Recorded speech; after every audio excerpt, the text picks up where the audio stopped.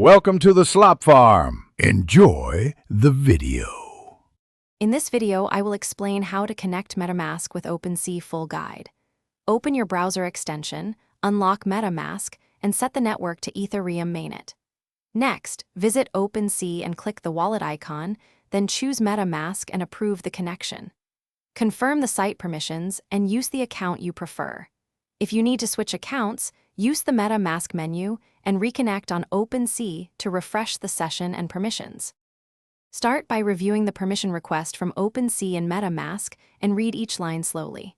If a request asks for unlimited approval, cancel and set a custom spending limit. Use a fresh browser profile or dedicated crypto browser for NFT activity to lower phishing risk.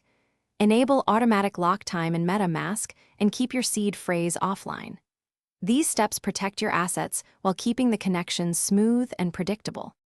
If you are finding this video helpful, please subscribe and like so I can keep making useful guides. Quick recommendation: the Robot Face Shark AI Ultra Robot Vacuum voice control makes tidying your desk area effortless and kind of fun while you manage NFTs. I saw it in action, and it saved time for focused crypto work. Check the description for the link and other deals, then now let's get back to the video. If OpenSea does not show your wallet, first refresh the page and ensure MetaMask is unlocked. Check that you are on Ethereum mainnet and that your account has visible funds.